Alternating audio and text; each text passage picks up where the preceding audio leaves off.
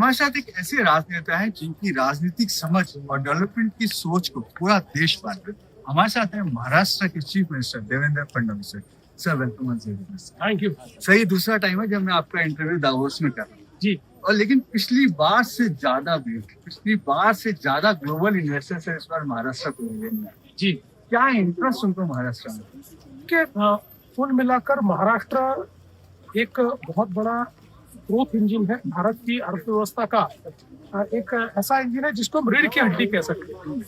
और विशेष रूप से आज अगर हम देखें तो जो ग्लोबल इन्वेस्टर्स है इनके लिए जो एक इकोसिस्टम हमारे प्रधानमंत्री जी के नेतृत्व में तैयार हुई है, अब समय ऐसा आ गया है कि उसके फल जो है वो हम लोग चख सकते हैं।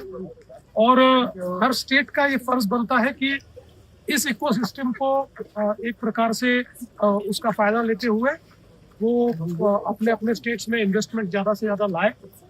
तो वही प्रयास हम लोग कर रहे हैं महाराष्ट्र में। और जो बात आपने कही वो बिल्कुल सही है, पिछले समय से भी ज्यादा हम लोगों को इन्वेस्टमेंट इस बार मिल रहा है। और मैं तो ऐसा मानता हूँ इन्वेस्टमेंट से भी ज्यादा जो स्ट्रेटेजिक एमओयूज हम लोग कर रहे हैं वो बहुत महत्वपूर्ण है। सर जब हम लास्ट ईयर बात कर रहे थे तब आपने कहा कि नवी मुंबई एयरपोर्ट जो है वो तैयार हो गया, वो हो भी गया, स्टार्ट भी हो रहा है। अब बड़ा लक्ष्य क्या है सर इंफ्रास्ट्रक्चर के बारे में? देखिए, पहली बात तो यह है कि मैं बहुत इंफ्रास्ट्रक्चर की लंबी कहानी नहीं कहना चाहता हूँ, लेकिन नवी मुंबई एयरपोर्ट ने क्या किया है ये आपको बताना चाहता हूँ। कल हमने नवी मुंबई एयरपोर्ट के पास रायगढ़ पेंट स्मार्ट सिटी की घोषणा की और ये मुंबई का एक नया बिजनेस डिस्ट्रिक्ट होगा। और कल ही 1 लाख करोड़ की इन्वेस्टमेंट्स वहां पर अलग अलग कंपनियों ने घोषित की, जिसमें यूएस कंपनी है, जिसमें सिंगापुर की कंपनी है, जिसमें दुबई की कंपनी है, जिसमें फिनलैंड की कंपनी है। और उन्होंने ऑलरेडी ये सारी घोषणाएं कर दी है। तो एक ये हुआ। दूसरा, हम लोगों ने पिछले साल इन्हें डावोस में कहा था कि हम लोग एक नई इनोवेशन सिटी बनाएंगे, क्योंकि हमारी अर्थव्यवस्था को अब अगर 5 ट्रिलियन से 10 ट्रिलियन 10 से 15 ट्रिलियन जाना है और बिजनेस यूजुअल से नहीं होगा, उसके लिए इनोवेशन यही उसकी की है। तो आज हमने टाटा सन्स के चेयरमैन एन चंद्रा साहब उनके साथ में भारत की पहली इनोवेशन सिटी अनाउंस की है। और इस इनोवेशन सिटी का जो एक इकोसिस्टम है, इसमें करीब $11 बिलियन का इन्वेस्टमेंट डेटा सेंटर और बाकी अलाइड चीजों में ये टाटा सन्स कर रहा है।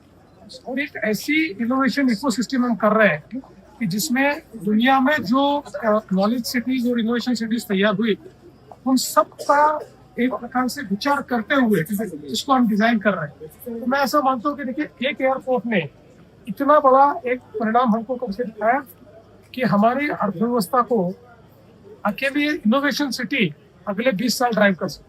सर आपने सही पकड़ा कि इनोवेशन से ही हम आगे बढ़ सकते हैं, लेकिन सर कैसे महाराष्ट्र में क्लस्टर डेवलपमेंट इसमें क्या विचार है, किस तरीके की पॉलिसीज पे काम किया जा रहा है? देखिए, पहली बात तो यह है कि हम लोग अब ये प्रयास कर रहे हैं कि कुछ नए मैग्नेट्स तैयार हैं।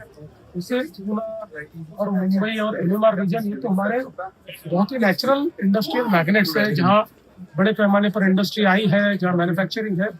अब उसके साथ साथ हम लोगों ने छत्रपति संभाजीनगर, नागपुर, नासिक, नंदुरबार, पालघर, धुले, गढ़चिरौली, ऐसे कई नए मैग्नेट्स, इधर कोल्हापुर या इधर सांगली, ऐसे कई नए मैग्नेट्स तैयार करने का प्रयास हमने शुरू किया है। जिसके कारण मुझे ऐसा लगता है कि ये जो हमारे अर्थव्यवस्था को जो एक गति देनी है, वो गति देने के लिए अब ग्रोथ इंजन का पार्ट पूरा महाराष्ट्र की पूरा महाराष्ट्र।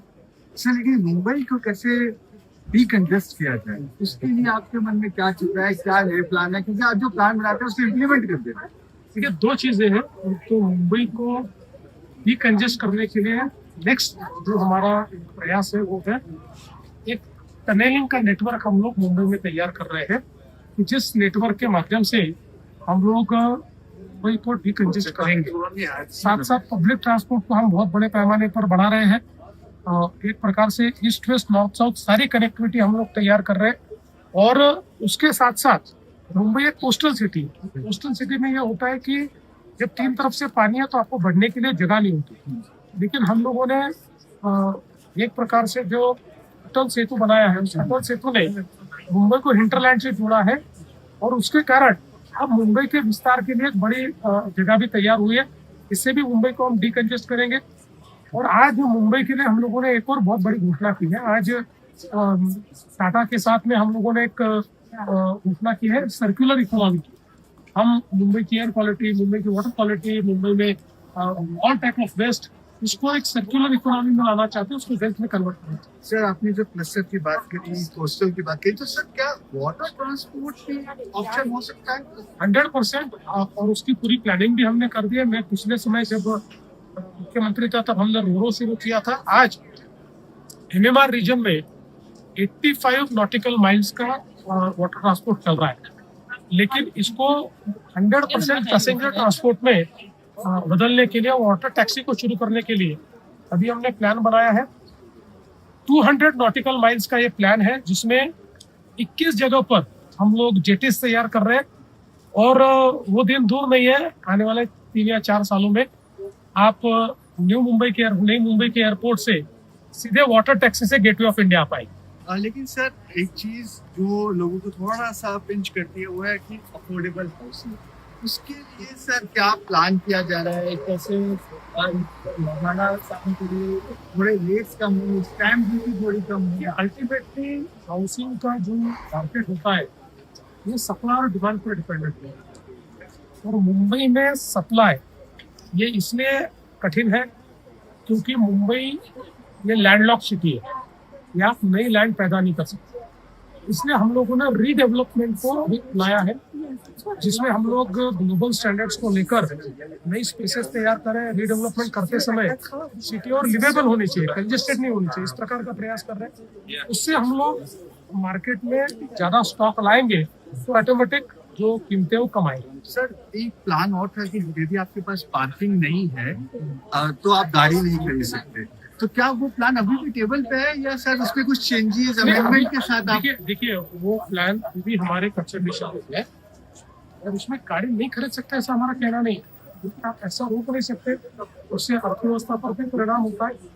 हम लोग कह रहे हैं कि आपको जरूरत पार्किंग में आपको गाड़ी खरीदनी है तो आपको बीएमसी से पार्किंग खरीदना होगा। तो हम लोग अभी बड़े पैमाने पर पब्लिक पार्किंग तैयार कर रहे हैं। एक बार हम लोग ये पार्किंग स्पेसेस जो है पब्लिक पार्किंग की, इसको आइडेंटिफाई कर दे, उसको हम सब जगह उपलब्ध कराए, तो उसके बाद हम लोग कहेंगे लोगों को कि भाई देखिए अगर आपके पास पार्किंग नहीं है तो आप पे कीजिए, पार्किंग खरीदिए या लीज आउट कीजिए और उसके बाद गाड़ी। सर आपने एक महाराष्ट्र को एजुकेशनल हब बनाने के लिए भी यहाँ पे कई सारे इन्वेस्टर्स, कई सारे टाइप्स किए हैं सर उसके बारे में कुछ बताएंगे? कौन कौन सी यूनिवर्सिटीज जो है वो बस? एक्चुअली ये 2 टाइप से हम लोग कर रहे हैं। एक हमारा जो एजू सिटी हम तैयार कर रहे हैं। इस एजू सिटी में हम लोग जो टॉप 200 यूनिवर्सिटीज है वर्ल्ड की, ऐसी 12 यूनिवर्सिटीज को हमने बुलाया है। उनमें से 7 ने हमारे साथ मिलकर और 3 सरकार से एलओआई भी प्राप्त किया है।